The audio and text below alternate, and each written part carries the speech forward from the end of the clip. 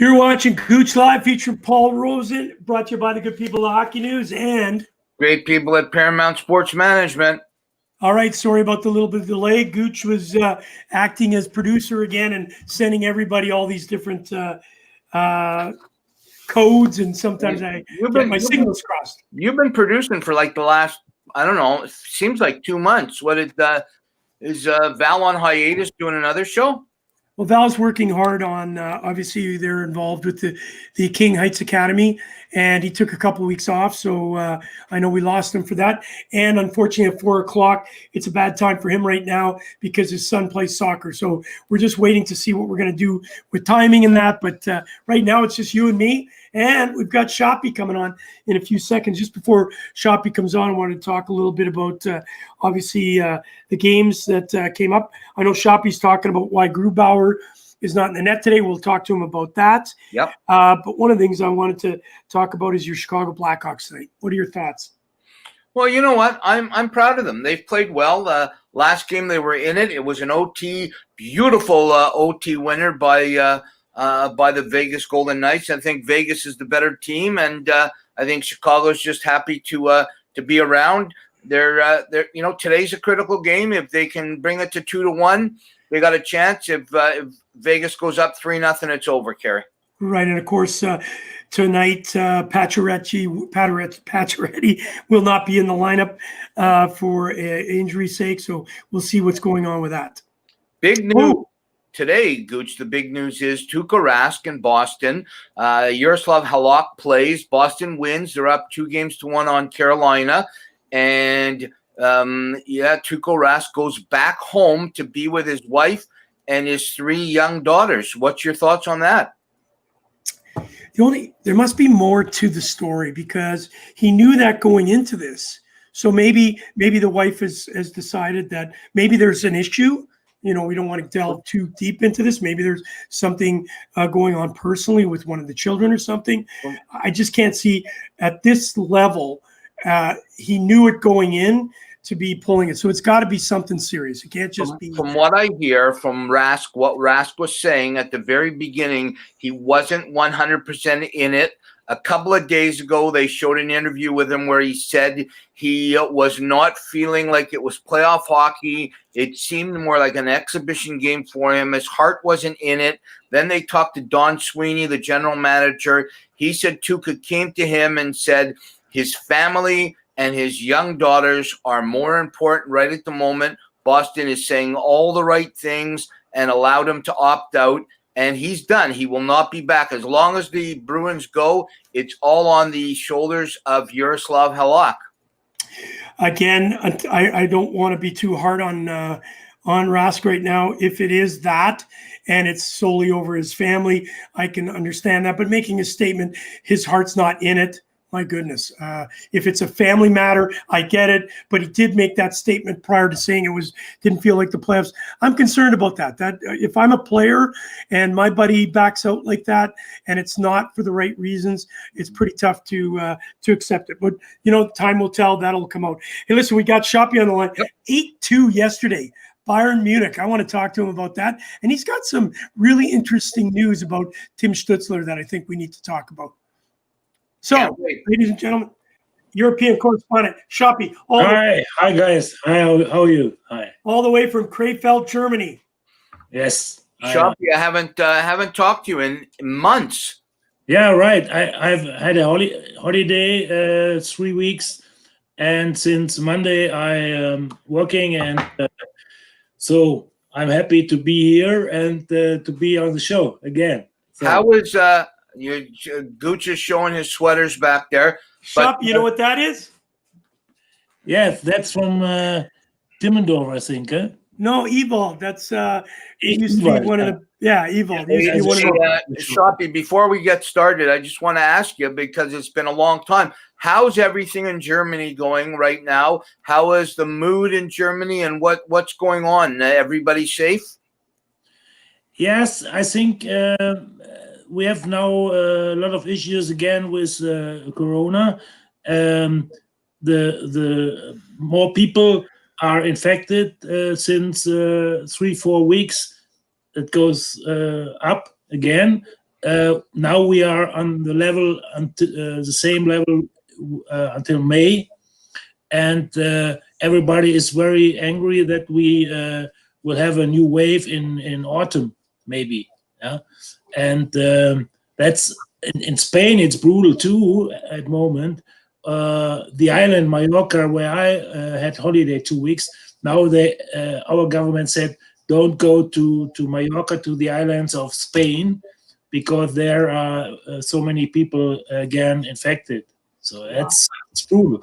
But we have no so many people who have to go to the hospital.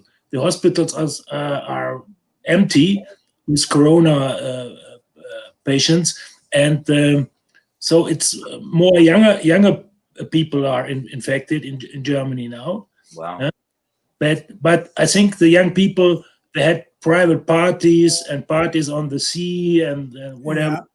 Yeah. Maybe that's the reason. That's the reason, maybe. Huh? Hey, Schopy, let's get right into Byron. What a game. I don't know if you got it. Just one sec, Schopy. Paul, I don't know if you got a chance to see it. Byron won 8-2, and I did see a highlight.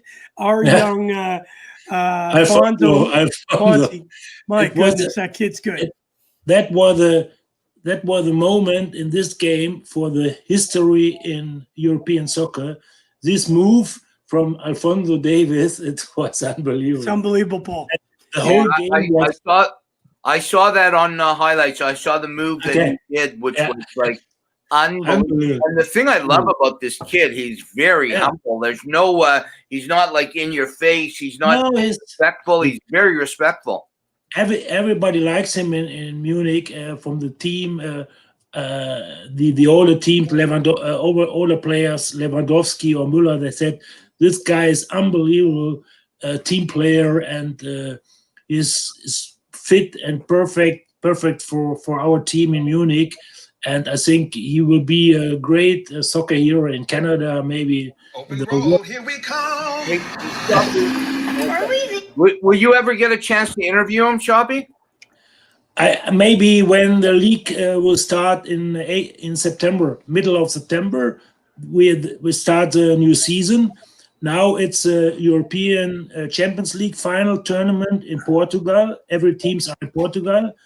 And next Sunday is the final. We hope that Bayern München will get the final. They have semi-final Wednesday against Manchester City. Ooh. And, that's a tough game too. And then we hope that they will get the final next Sunday evening. And then they have maybe 2 weeks off holiday, and then starts a preseason for German Bundesliga. Wow, that's exciting. Yeah. Hey, listen, 8-2 in a European Championship. Is that a record? Is that that's the most a record? goals? That's a record for quarterfinal. Quarterfinal. Quarterfinal. And I think this game will go for everybody in Europe in history of European soccer, and everybody in Germany said last night, "Hey, do you remember the game Brazil against Germany at the World Soccer Cup in Brazil when Germany beat Brazil 7-1?" Yeah, that's the same feeling last night, because you can't beat Barcelona 8-2. No, Barcelona. That's where Messi plays, right? Yeah, Messi and did he take the night off? No. There, I saw that was the move that Davies made on him. I know. Yeah. But, obviously he took a night off. Can I ask, hey, Gouche, can I ask Schopy? Absolutely. So I'm not a soccer guy, but I want to know, how did 8 goals, how did they do that? What happened? Break it down for us. Yeah, it was crazy. Bayern scored 1-0, and then Alaba from Bayern had a goal, Eigentor. I don't know in English. He shot in the. It's called an alone goal, so he scored on himself. Yeah. Then it was 1-1, and then Barcelona had 2 or 3 good chances to score for 2 or 3-1, and then Bayern made 2 fast goals. until half time, and then Barcelona, I think they are mental not ready for the second half, and it was a nightmare for Barcelona. The whole press in Spain today, a brutal Barca is over, and it's crazy. There people. Was anybody fired so far? Anybody fired? Lose their job? I think that the coach will fire next week. I think he will fire. Wow. But the team from Barca had so many old players at the moment, good players, but they maybe too old, and now they have to build a new team. But they missed the champion, Spanish champion. They missed everything. It's since 10 years for Barcelona, 1 year without a title. That's Wow. crazy. Hey, Paul, that's like what's going on here in Toronto. Everybody's going to get fired. What's happened to our Leafs? Hey, it happens every year. Why Yeah, would you be nobody's. surprised? The unfortunate thing is nobody's going to get fired in Toronto. Okay. Hey, Schopy, let's get into obviously Michel Bertz. Congratulations, Willie Roker up in heaven. Byron did it for you. Let's get into hockey, ice hockey specifically. You wrote something the other day to me that was very interesting. You gave us a little bit of a tip. Paul was kind of, I know, wondering, what does that all mean? We'd love to hear from you firsthand. If, in fact, what you're telling us, we're not saying it's not true, but is it even possible? Would he not be available? Yes, it's possible, because the situation is 11th of July, the Alliance of European Hockey Clubs make a new contract with the NHL. They sign a new contract to work together. Yeah? And in this contract said that every player from Europe, young player from Europe, cannot sign an NHL contract when he didn't draft until 15th of August. Today, it's today. Right. But the draft is in October. Yeah, normally the draft were in June or Right. And the contract said you can sign a NHL contract when you didn't draft until 15th of August. Wow. And then they said every who has a contract at his club for the next season can sign NHL contract for the season, NHL season. They start in December, I think, the new NHL season. And so Tim Stützle has a 2-year contract in Mannheim again. And the CEO from Mannheim said, "Oh, maybe we have now a good chance that he can play one more season." That's so unfair. But everybody in Germany said, "Hey, you have to give this young talent player the chance to go to the NHL." And Tim Stützle said in an interview, he hoped that he can cancel now his contract in Mannheim, and then he can go to the draft in October, and then he can sign a contract. I think it's Los Angeles Kings. Schopy. So what happens if let's just say he gets picked not in the 2nd overall by Los Angeles or 3rd overall by Ottawa? He won't go any lower than 4th. Everybody's saying he's going to go 2nd or 3rd. Let's just say LA takes him 2nd. And then Germany and Mannheim say, no, he's not going, he's staying here. What kind of backlash would that be to German hockey? Yeah, that's crazy, Paul. Then he can pick by Los Angeles or Ottawa in October, but he can't go after the next season in Germany to that would be crazy.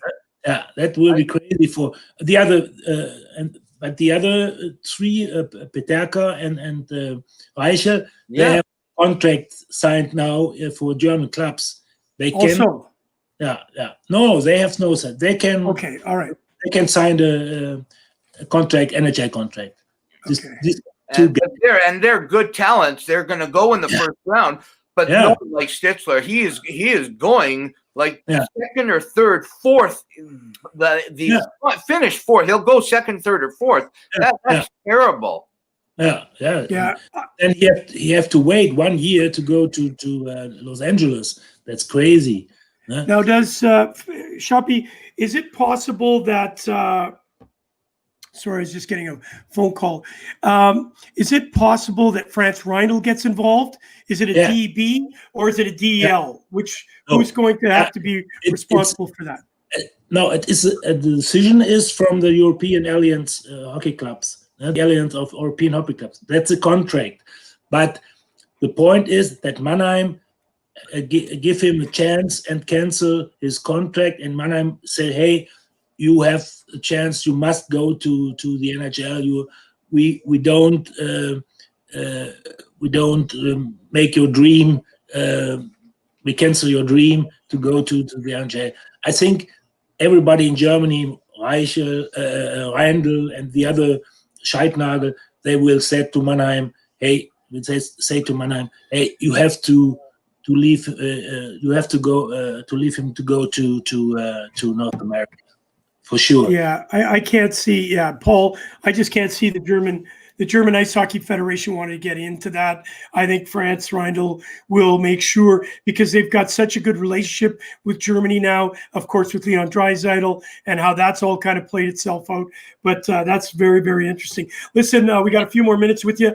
Can you tell us what's going on with the DEL right now? What's the possibility? When is it going to start? Yes, at moment they said the league will start at 13th of November. Normally we start 18th of September, but now it's 13th of November, 2 months later. But now they hope that they can play with fans in the arenas. But the government said last week the soccer teams, Bundesliga, not allowed to play with fans. Outdoors. Yeah, outdoors. Wow. So maybe until November. But when we have now more infected people in Germany, the government will say, "Hey, you can play ice hockey in arena, closed arena, with 5,000 fans." It's not possible. And everybody from the DL said maybe it's possible that the whole season will cancel this season, and then is a chance for Stützle. Then he can go to North America. But everybody hopes that we play with fans. Maybe one chance is we play one month from November and December without fans, because the government spent now for every club 800,000 euros. Wow! So then the club have time for 2 months. You can play without fans. And how is this, Schopy? This for you and Gouche. So the DL we talked about. How is this going to affect? Like what Gouche played in the second division and the third division, are they just done? Seventh division. Whatever, you didn't play. The second division decided yesterday that they start in October. They will start in September too, but now they decide they will start in October. The third league, they have a big discussion at the moment if they can start in 1st of October. And the other leagues and the kids, they can play with few people. That's not a problem. Wow, it's so different. It's so different here right now, Paul? We're the GTHL just announced there are going to be no games till January, and that kids can only practice. And there's only 20. You can only have. It's going to be 4-on-4 games, so it means you can only have 9 players on a team. Like it's going to be disastrous. And Gary, and now every club has special contracts with a player.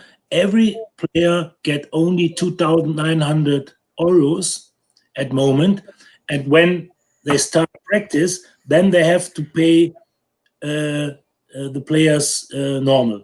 Yeah, but in Krefeld they will start with practice 1st of October, maybe. Yeah? I heard yesterday. I talked yesterday to a new guy. Krefeld signed Lesio. He lives in Toronto. He played He played last season in Wolfsburg, and now he signed in Krefeld. Maybe it's interested to interview him in Gouche Live, what he thinks about now his new contract in Germany. Yeah, you know what? Great. Yeah. You know what, Schopy? Can you get us a contact for that? Do you have his contact? You send me that a telephone number. All right. Okay, listen, we're going to get you back on next Saturday. We'll go through it again. But if something breaks, if there's something that goes on with the Stutzler, can you just text? I know you're watching almost every day. Can you get a hold of us? Because that is big news. So please keep us informed. I asked Elmar Schmitz because he has a good connection to Stutzler. He sent him an email when he will come at his parents' house. It's near my house. Then maybe we can do an interview. But that would be fantastic. Now he practiced in Anaheim with a team, right? And he played for the German national under 20 team. Yeah. And Elmar doesn't know when he will come to Krefeld. No. That's okay. That just keep us informed on what's going on. I think that'll be breaking news over here. Schopy, we can't thank you enough for being our European correspondent, doing such great work. Obviously, a great game yesterday, Munich. You'll let us know next week how we've done again. Is it Mannheim? No, sorry, Manchester City's coming up Wednesday. But Manchester play tonight the quarterfinal against Lyon of France, Frankreich. Okay. And now Lyon, it's 1-0 for Lyon, I think. So maybe because Manchester is a favorite team for the final tournament. No? But maybe. Hey, Schopy, say hello to our Manitoba correspondent, Scott Taylor. Talk with Taylor. How are you, buddy? Oh, Scotty, what's going on? The great reporter from Canada, from NHL. He knows everything. I look at the show. It's unbelievable what he knows about NHL hockey and every sports in North America. And it's funny and very interested to follow him. And the same with the young kid, Stephen Ellis. Stephen Ellis. Yeah. Sure. This guy is unbelievable. Well, from the dinosaur to the youth. Just Schopy, don't say anything. Scott's actually in last place in the Gouche Live draft. A long way from over. Yeah, it's a long way from over. My favorite was for sure Edmonton. Now I hope maybe Colorado with Grubauer or the Islanders with Grice, or my old friend Butch Goring. He was a coach in Krefeld, and I sent him a message. Hey, Gutsch, I hope Islanders can win the Stanley Cup, because he won the Stanley Cup too. So. That's right. Crazy. He's a funny guy, Butch Goring. Yeah. Well, Schopy, Butch, I went to his hockey school. I think, Scotty, you would know that his father ran a hockey school, I think at the Heather Curling Club. There was a rink right beside there, if I'm not mistaken, Scott. 2 years ago, I visited him in Long Island. It was a crazy time with him. Yeah. My favorite story is when the Hockey Hall of Fame called him and they said they wanted his helmet. They said, "You're not without my head in it." Yeah. So this helmet is crazy. The Hockey Hall of Fame, he ain't giving him the helmet. I said that if Clark Gillies is in the Hockey Hall of Fame, then Butch Goring should be in the Hockey Hall of Fame. He's unbelievable. He's a great player. Yeah. All right, Shoppy, we'll see you. Let's talk on Wednesday then. Bye, Shoppy. Have fun, guys. We'll talk on Wednesday. Yeah, bye-bye. See you, buddy. Bye-bye. Have a Colch. I'm Colch, bitte. Okay, post. Bye-bye. That kid's always drinking Colch. No, I don't think. Hey, Scotty, talking with Taylor. What's going on? It's another day in paradise. I got baseball on. I got hockey on. I got horse racing on. It's the world of sports. Wide world. You're not following golf? Not today. I don't have enough screens. Scotty, before we get into things, I want to get your view on what we just heard. I watched the Boston game today. They won with Halak. What's your thoughts on Tuukka Rask and what's happened? Well, you got to do what you got to do, right? I mean, he pulled the plug because he has a certain fear at a certain level that he might get COVID and he doesn't want to. So he decided to opt out. That's what it appears like. Family was more important than playing hockey. I don't have any problem with guys who make that decision. Look, it's a nasty, nasty, horrible, nasty virus, and you don't want to get it. And if you start to get afraid about it, then you should pull the plug because then You're thinking about things other than playing goaltender. And without him, the Boston Bruins still won and played pretty well and got Shefnikov out of the series by the looks of it. So yeah, that was bad. It looks like he's his knee or his ankle. He's in big trouble. Bad, real bad. And no whistle. Nice going. That's hockey. We love it. Yeah. Hey, listen, the Scott, referee, we were just referee, if you didn't see it. Complaining from North Carolina today is as loud as I've ever heard it. Yeah. Hey, Scott, we just had Schopy on. We were talking about a situation with Tim Stützle. We want to ask you what your thoughts are.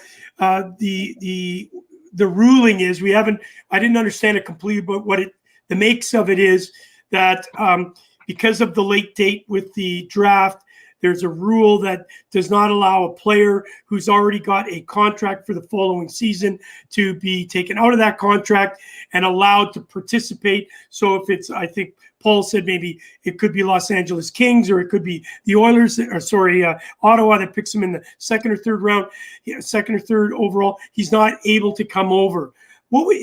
If that does happen, what does that mean between German ice hockey and the NHL? Do you think it would put a little bit of a stone between them? Well, first of all, he's an 18-year-old first-round draft pick.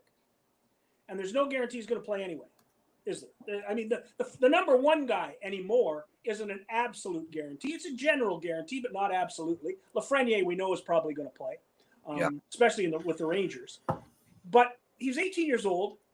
Why not let him play in Germany and not fight about it? He's got the contract. Because of COVID, everything changes. Good point. Or the other question is, let's ask the kid. I think for everybody's best judgment, it's where does the kid want to play? If he gets drafted late, yes, he has a contract because there was no draft. And yes, the German club has his rights. But why doesn't everybody just sit down and decide what's best for the hockey player? Now, me as a general manager in the National Hockey League, I would think that an extra year playing pro in Germany would not be a bad thing to happen to a guy. What the Jets did with Ville Heinola, he played an extra year pro in Finland. And Scott, they won't get probably an opportunity to send him down to the AHL this year anyways, right? Because we don't know what's going on there. Germany is going to start. They've said that they're going to start. Well, they're going to start, and he's going to play on the first two lines every night for what, Kerry? 40 games? Yeah. It's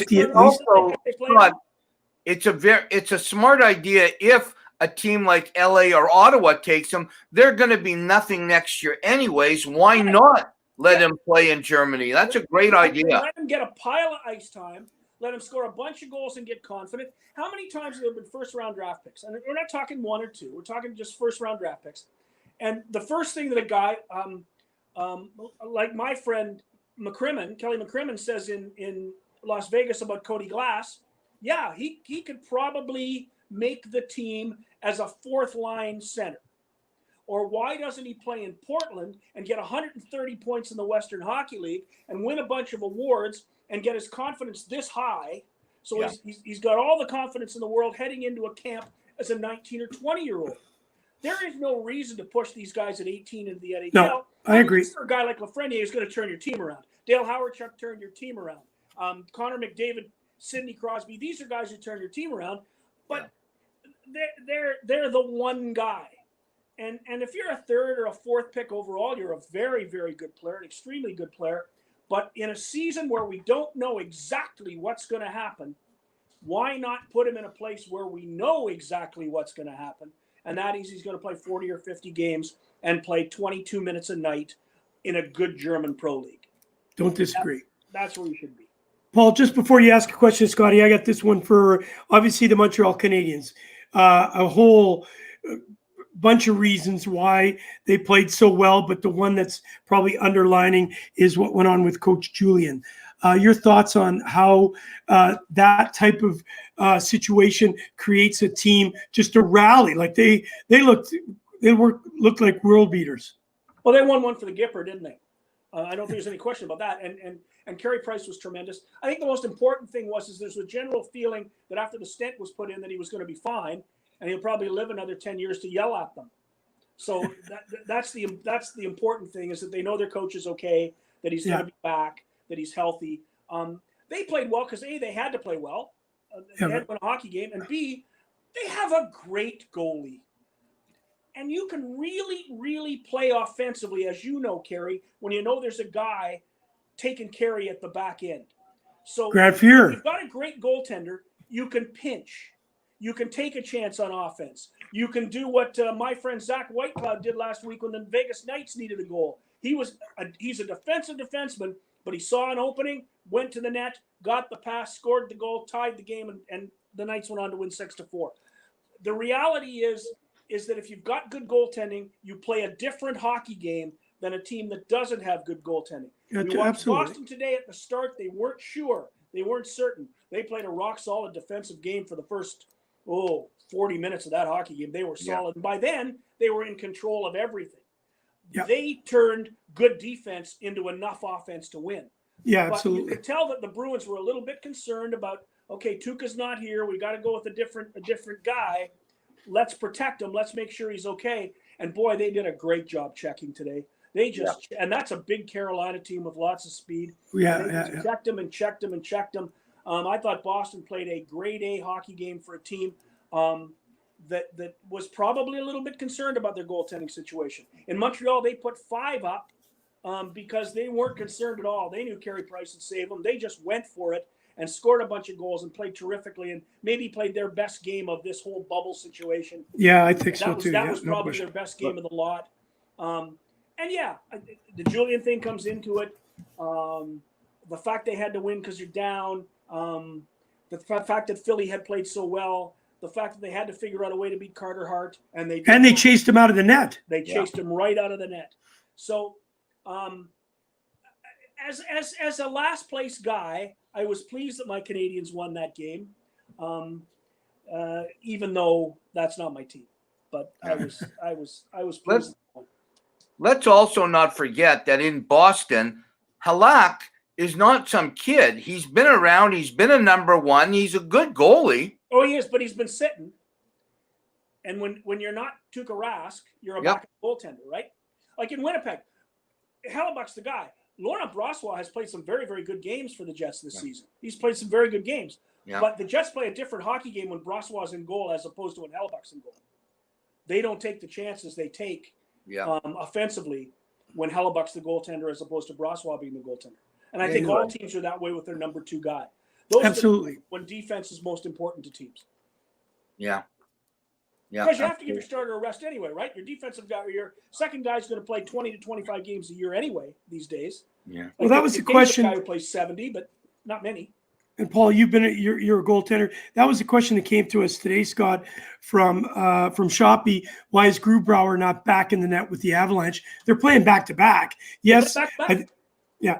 Paul, do you not think that it's a smart move on Colorado to give him this rest? Because you said a goaltender can play. I think he can play. A goalie can play back to back, but it's his third game in 4 days. You're up 2-0. Why blow this guy out and get him exhausted when worst comes to worst, you lose this game, you're still winning the series. Like, I have no problem with it. Right now they're losing 1-0. There's still a lot of game left, but obviously they need him to go a long way. You got to rest him a little. Hey, speaking of goalies, how about that guy? What's that? Speaking of goalies, how about that guy in Columbus? Oh my God! My goodness! Well, he's got like 1,000 saves already. 85 saves in one game. Yeah, and then the next game a ton too. Yeah. Oh yeah. I mean, but there is the example of we have to call it Stanley Cup playoffs because we can't call it goalie. I mean, that goalie that night was beyond comprehension, I thought. That was That game unbelievable. should have been over 5 times earlier. Oh yeah. It should have been over way earlier. Who was So- the goaltender? There was a goaltender who had the best tweet of the year. I forget who that was. It was a goalie, and he tweeted, the only difference with Korpisalo in that game or me in that game is that if I'd been in that game, it would have been over 4 periods earlier. No, I don't know who did that, but that's It was funny. an NHL goalie. He was not a bad goaltender, but it was a great line. It was- Listen, 1 minute and 33 seconds longer, and they would have broken Keith Primo's record. And I had a chance to talk to Keith about that. You know, what was fascinating about it is that, you know, we watch it from our bedroom, like from our homes, right, and on the couch. But he was telling me how they felt afterwards. You know, they had to, some guys had to have intravenous. They were so bad, and they had to have salt tablets. Yep. And today they're sucking mustard. Right out of Yeah. the packets. Yeah, Yeah. exactly. I Hey, listen, I wanted to ask you, go to the Flame Stars, because I know you're a big Kachuk fan. Flames look really, really, really good. Losing Kachuk, people thought maybe you would take a little bit of fire out of them, but those Flames look good, really good. How good is Dylan Dubé? My Oh goodness. wow. Hockey player. He's a great. Sam Bennett's a nice player. They got some real good hockey players. And Ken Sam Bennett's is playing. playing brilliantly as well. Yeah. Here we go again. Here we go. Goalie. But Yeah, Cam they're Talbot was talking. outstanding. hey guys, talking about Canadian teams, you were talking about the Canadians and talking about the Flames. What about the Vancouver Canucks? Up 2-0 on the Stanley Cup champions. I'm shocked because I thought the Canucks were horrendous in that pre-tournament game with Winnipeg. Winnipeg handled them physically, handled them offensively, defensively, completely manhandled them. They weren't even in that game. Yeah. But there's some moment when Bo Horvat woke up. Yep. Was that Holy the nicest Jesus. goal you've ever seen? Unbelievable. Oh, what a goal. So I hate to tell you this, Scotty. I'm looking at the sheet right now. It's Vancouver's up 2-0. You have St. Louis in 5. I do. I'm not going to win that one. No. Gouche Hey, has don't- Gouche has There's Vancouver. a couple I'm in not going to win. Gouche has Vancouver in 6. I have Vancouver in 7. There's a couple there I'm not going to win. I still think my Flyers will hang on. But All right, let's go through them right now. Okay. Flyers, Canadians. Who? What do we got for Flyers, Canadians? So Flyers, Canadians. I have the Flyers in 5. You have Montreal in 6, and Scott has the Flyers in 7. And Hey, I'm looking good there. Yep. Jackets, Lightning. I have the Jackets in 6. You have Tampa in 6, and Scott has Tampa in 5. Scott, No, anything trouble. changed? Anything changed on your thoughts right now? me, no. No, Yeah, 100%. no, I don't. We're not going to change the numbers, No, but you still feel confident that 5 games? No, but I still think they're going to win the series. Yeah. What's No, the no, status? because the Islanders are up 2-0. Salo continues to play as well as he's playing. Hey, what's going on with Stamkos? Has anybody heard anything about him? No, Not a word. And nobody's going to say anything either. no.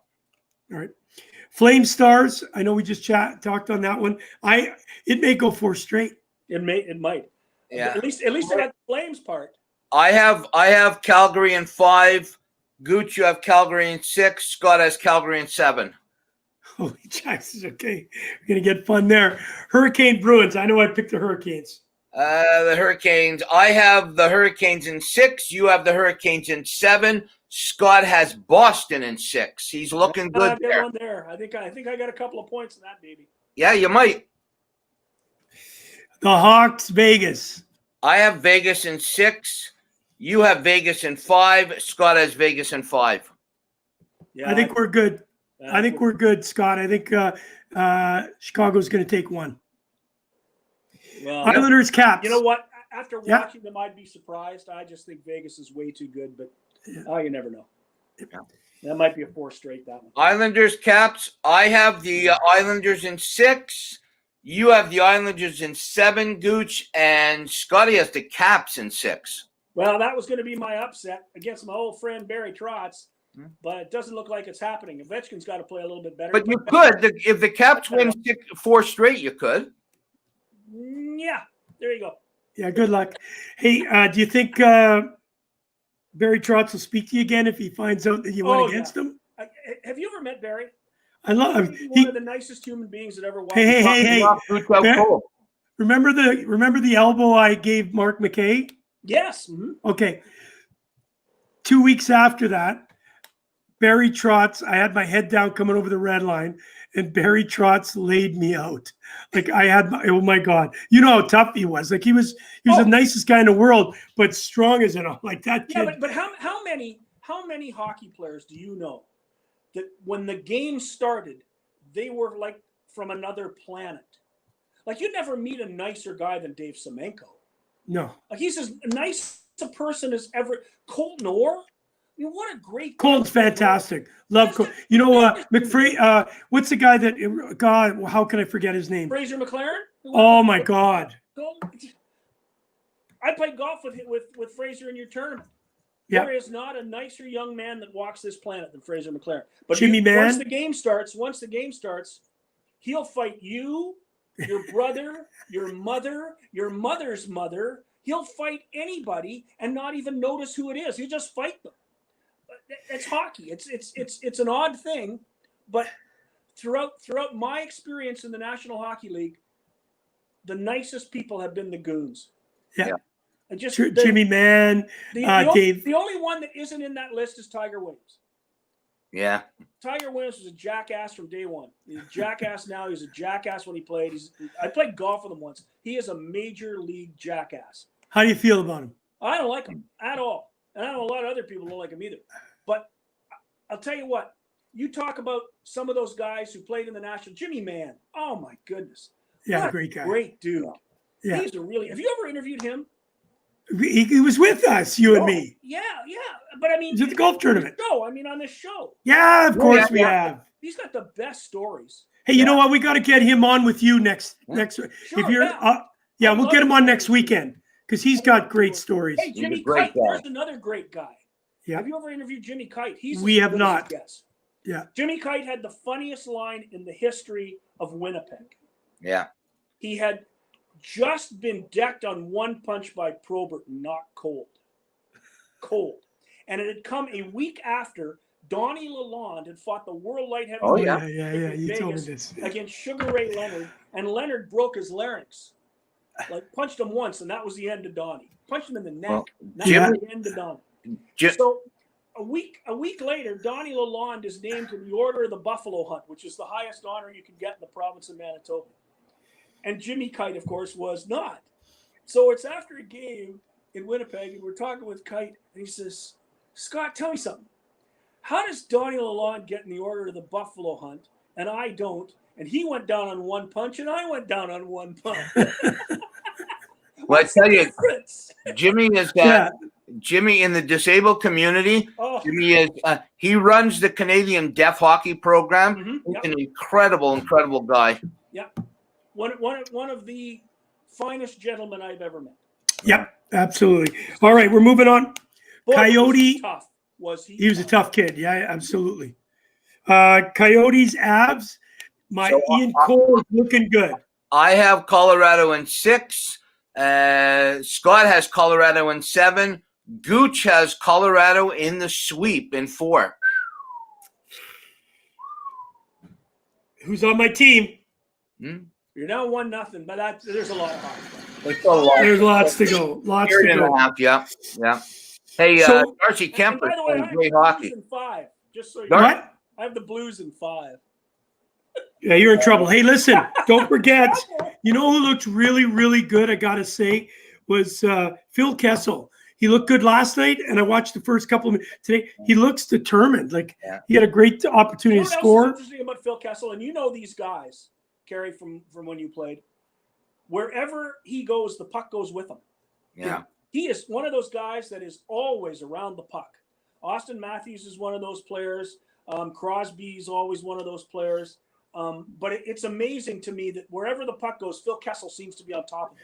Well, the only way I got that done is I put it in my pocket, and the puck was always with me. I didn't like the bad rap I didn't like that Kessel got in Toronto was, they wanted him to be something he wasn't. Isn't that typical of Toronto? Yeah, absolutely. I mean, He ordered in too many you can get to a pizzas, for point where God's there's sakes. too much media, and with the Leafs, there's just too much. Yeah. There's so much that there isn't any patience with anybody. Well, let's go into the Canucks, the Blues now, because your brother put this up. The Blues have lost 6 in a row. Oh, yeah. What a surprise! Wow. Yeah. Well, I have and they've lost some players that have been playing well in these playoffs. I mean, one player who's played extremely well is Joel Edmondson, and he's not with them anymore. Yeah. Teams change, and teams also get old, and maybe the Blues, when your better players, your Alex Steens are now 35, 36, they may have had their window last year, and now that window is closing. Well, and again, they had a wonderful goaltender in Binnington. He hasn't been the same goalie this season. No, he didn't look good. The tough thing, guys, also is it's very hard to win back-to-back. It is, yes. Yes, and the other thing is that we all know that the Stanley Cup playoffs, people look at the Stanley Cup playoffs and think it's a sprint. It is a marathon.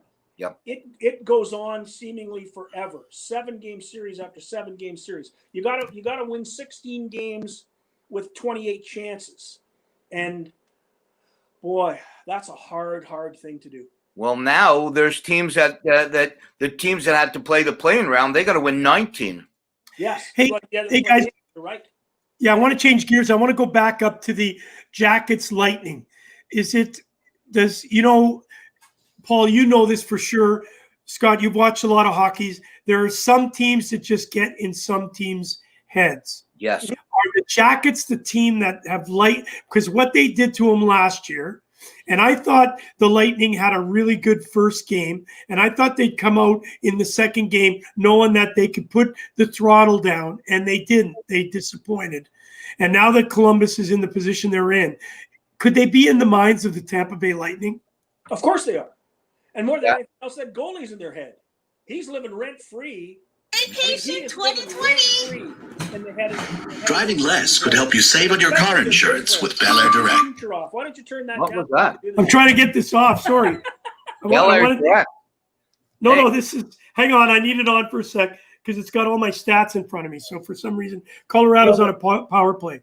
The thing I'm watching the game over my shoulder. The thing that Cooper, the coach of Tampa, he said yesterday, he said he's not worried that they've had like 1,000 shots because he knows eventually they're going to score. But the thing is, 1,000 shots frustrates a scorer when he can't score. Well, and not only that, there were teams in hockey playoffs that had 1,000 shots at Marty Brodeur, and they never scored. They had 1,000 shots at Ken Dryden, and they never scored. Yeah. They had 1,000 shots at Billy Smith, and they never scored.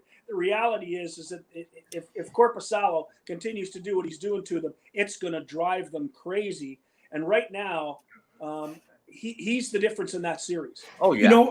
Scott, I asked Paul this earlier, and I know you've watched a lot of hockey, to comment on this.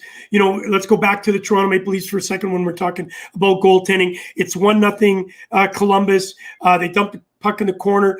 The Toronto Maple Leafs decide to change, and Footy scores from right by the red line. And Paul and I both, I know that Paul will probably agree with me. It's not so much how many saves you make, it's the save that you need when you need it. And that was a Grant Fuhrer. You remember that for the days. You know what? He may have let 6 in, but he saved that 7th goal from not going in, and it allowed Gretzky to score the 7th goal to win it. Your thoughts on that? Because I really believe that's what I see right now in this marathon. It's why I laugh out loud at the numbers guys, all of these guys with the new metrics of hockey and the analytics. And they look at Grant Fuhrer's numbers when he played, and they just go right. I mean, these guys go right off. That, well, he can't do this, and he didn't do this, and his numbers here, and he's done this for this, and he can't stop this many shots. You have never even turned on YouTube. Turn on YouTube and watch Grant Fuhrer. First of all, the difference in the equipment.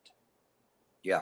In the 1980s, that goalie equipment was not even the same as what they were today by 100 miles. Yep. You can cross the blue line now in the NHL, and the goalie goes down into that butterfly, and you see no net at all. Right. In the 80s, you saw lots of net all the time. Grant Fuhrer was the Jets killer. The Jets in the 80s, and there's a brand new book out about the 84-85 Jets team, which was the second best team in the world at the time. The problem was they weren't as good as the Oilers because of the goaltender. Right. The Jets and Oilers would play a game in Winnipeg. It'd be 9-7. And the Jets, it'd be 7-7 in the third period. And the Jets would have 4 breakaways against the Oilers, and Fuhr would stop all 4 of them. And then Gretzky'd make it 8-7, and Messier'd score in the empty net, and that was the end of the game. But that's the way hockey was during that period of time when the best teams played in the mid-'80s, and it was Winnipeg and the Islanders and Calgary and Edmonton and the Blackhawks. Well, not so much the Blackhawks, but that was a shot at you, Rose. All right. When the best teams played, high-scoring games, lots of speed, up and down the ice, and when a goaltender made a great save, the building would come down. I mean, it was a different world, and it goes back to this comparing of eras. It's really it's tough. The Ken Dryden story when they went to the shootout, and again a big change in the game, and our friend Steve Simmons asked Dryden about, well, what about the pure hockey? What about the people who liked the game the way it used to be played and it was always played, and the traditionalists? And Dryden looked at him and said, well, Steve, we could do this. We could help out all of the traditionalists. We could go back to 7 against 7, and the defense can't cross center, and there's no blue lines at all. And instead of nets, there's 2 little posts, and nobody can shoot razors, so the boards are only a foot high. We can go back and play that hockey. The game changes. Isn't that called bandy? It changes. So bandy. Nobody that's young today that's in this analytics stuff saw Gordie Howe play hockey. Yeah. They have no idea how he played. They didn't see Richard in the Forum with the place just dripping with people and going wild. And his eyes. Like, they never saw the Leafs of the 60s with Brewer and Bond and Horton and Stanley. And you try to cross the blue line and you might not make it alive. It was a different world. And that's good. Now, nobody skated then like McDavid skates today. Yeah. It's a different time. You can't compare the eras of the sport. Unlike baseball, which is other than the dead ball era, it's pretty much the same game. Hey, Scott, very good point that you said about McDavid, the way he skated. Did Bobby Orr, for a defenseman, not make that huge change in the way we looked at? So McDavid, wow, we all look at him as a forward. Did Bobby Orr not, and Paul Coffey, were they not kind of the catalyst of changing the game? What skates today? I mean, Orr skated basically on tube skates. Yeah. That was 70, 69, 67. They were tube skates. Yeah. Could you imagine Orr today, how fast he'd be? Yeah. I mean, and he played half his career with a knee that looked like it came from outer space. Custom made. The knee was, if you've ever seen Bobby Orr's knee, I've seen it. Actually, I have. It doesn't even look human. No. How messed up it was. And then today, the same injury he had, a knee today, they would take 2 little puncture things and they'd take things and you wouldn't even know that he had an operation. I mean, that's how the world has changed so dramatically. I think I told you this once before at Brad Park. They were doing a 1972 event here. He came. He got into the. I picked him up at the airport. Got into the driver's passenger seat, and I literally had to help him put his right leg in. His knee was so bad that he couldn't on his own. I felt terrible because I saw him struggling. I said, "Mr. Park, don't call me. I'm Brad. Can I put your leg in the car? We have to get going here." It's just, it's a different time. It's a different era. Connor McDavid breaks a leg and comes back and he's as fast as he ever was. Yeah, unbelievable. Hey, listen, Paul, just before you ask your last question to our buddy talking with Taylor, your brother says this, the hardest, longest road to the cup, remember, and it's only the first round. I know that everybody says, the Memorial Cup is the toughest trophy to win. I get that because it's only, it's over at a certain time. But is it not that difficult now to think about how hard it is to win a Stanley Cup, and especially to repeat in this day and age? It's a pretty long, grueling road. Colorado just scored, by the way. Okay. All right. Cool. Yeah, nice goal. And I won't lose my train of thought on that. My thought is that is it more difficult now to win this Stanley Cup with all the layoffs and all the diversions? And as I think Tuukka Rask said, it just doesn't feel like the playoffs. Yeah, I think that the whole bubble thing is different than when you get on the plane and you travel to the other team's rink and that there's no cheering. And I mean, Colorado just scored a big goal. If they'd done that at home, the place would have come down, right? And Colorado would have been all fired up. And if they'd done it in Arizona, they'd be throwing stuff, or there might be 80 people in the building. You never know. But the reality is that it doesn't feel like the Stanley Cup to anybody but us watching on TV. It does feel like it. You're right. You watch it on TV, it's pretty good hockey. Bo Horvat's goal the other night was as good as you're ever going to see. So the hockey's pretty darn good. But if you're a player, it's a whole different deal. It's psychologically weird, I think. Paul, is it a bonus for the players right now that they aren't getting on a flight and flying because these games are really compact? You think that there's no jet lag? Is that maybe why these games are as good as they are? I do, actually. We talked about this yesterday. The fact that, a team loses a game and then they got to get on a plane and go cross country to go back home or go to the opposing team. Now they just walk across from where they are at the Rogers Center or at the Scotiabank Center back to their bubble, back to their hotel, get their beautiful meal. It takes a lot of stress off them. Well, I'm gonna argue that one for you guys in the East. Okay, good. Because I remember a year when my friend Aaron Ashram from Portage said that he went the first 60 games of the season and slept in his own bed every night. Because as far as he had to go from the island, right, Pittsburgh, Washington, he came right back home. Right. They'd go in, they'd play in Tampa, and they'd go right back home. They weren't spending the night.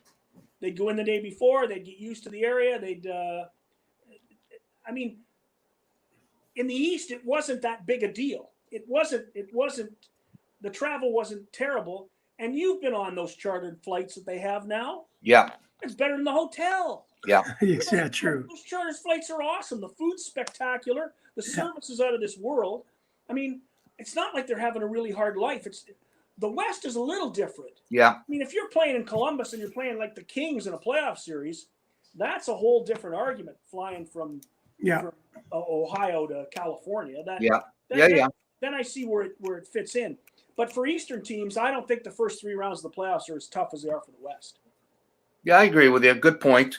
Hey, Gouche, final question to you. Yeah. I wanted to go in a different direction just for a second. You're more than welcome. I want Scott's opinion on this. I love baseball. I know Scott does. I'm pretty sure he does. I'm watching. I'm driving home last night. And I'm listening to Jays talk, and I'm listening to my buddy Roger Lajoie talk to Kevin Barker. The Jays had a huge game. 7 home runs. I think it was 6 or 7 home runs. Destroyed the Tampa Bay Rays, and almost every call for about the first 4 or 5 was ripping the management and Charlie Montoya, and he doesn't know how to coach, and he did this and he did that. What are your thoughts on the Jays right now and the ripping of a manager when you've basically given him next to no time already, in my opinion? I think it's pretty hard to rip anybody. How weird is this? The Reds have got COVID now. So their games this week are now canceled on the weekend. Oh, Jesus. So the Reds aren't playing. St. Louis has to play 21 games between now and the end of August, and then 35 games in September. They've got to play 7 doubleheaders in September and 5 doubleheaders. Now 6 doubleheaders in August. Where's the pitching coming from to do all this? What about triples? Triple headers. Triple headers, exactly. But the only reason they don't is because they don't have enough pitching to do that. Right. Yeah. How can you start ripping guys, and especially a Blue Jays team that's basically young kids? Yeah. I mean, Guerrero, Biggio, Bichette. I love that Bichette guy. Yeah. But your best players are babies in terms of the rest of the league. Yeah. I mean, you don't have a Nolan Arenado. You don't have a Mookie Betts, Aaron Judge, Mookie Betts. These guys have been around. They've played in playoff games. They've been in really, really tight situations. These are kids right out of the minors. They played a year or two in the majors, and they're still getting their feet wet. I think Charles Montoya's done a good a job as he can with the people he has. And what else are you going to say? Because he doesn't have half the problems that a lot of these teams have, and certainly not the problems that the St. Louis Cardinals have. Yeah, and what happened to Cincinnati? When did the Reds? When did that come out? That came out today, so they didn't play today, and they're not going to play tomorrow, and then maybe they'll play Tuesday next week. Hey, listen, I'm really looking forward to next Saturday. It's going to be a great day. By then we got guys out. We'll see where we stand. Yeah, you're at the bottom of the list. I think I'm middle rank. But listen, the reason why I'm so excited about next Saturday, it's not only talking with Taylor, it's talking with Jimmy Mann. I'm going to get Jimmy Mann on this. Get Jimmy on. We'll have Jimmy on. We'll have some great stuff. Perfect. All right, Scotty, thank you. As usual, talking with Taylor. See you guys. Thanks, buddy. Take care. That kid's knowledgeable. Yeah, he's older than us. I just have to ask him about the baseball because great. Yeah.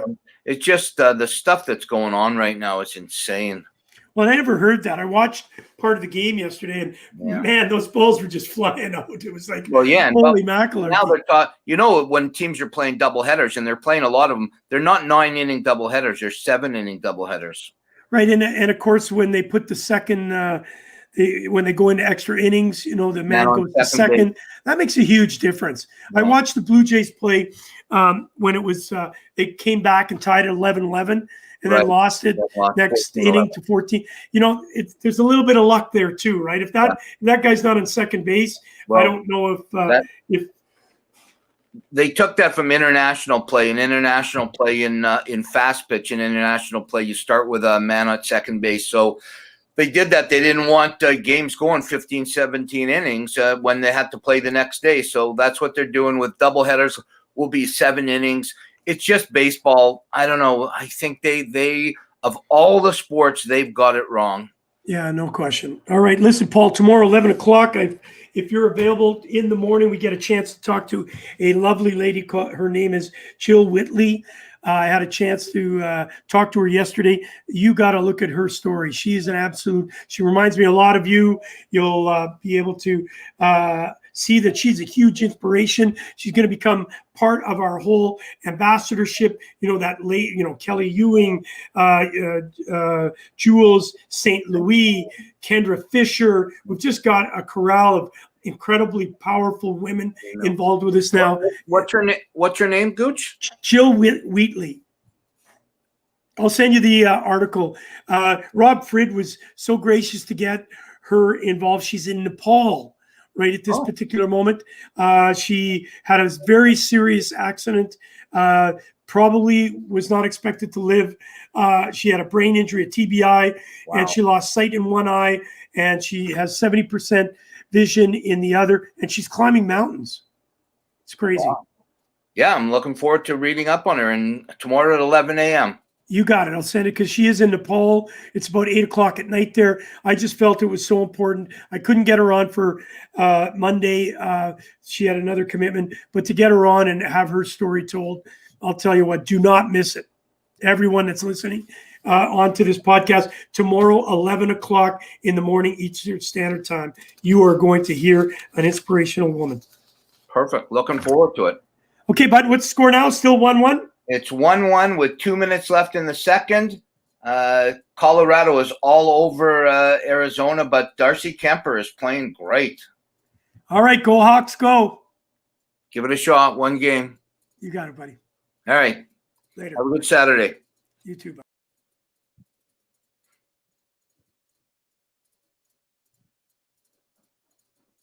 Hello. I know Gouche is just showing me face live and personal. It's Paul Rosen on Gouche Live, featuring Paul.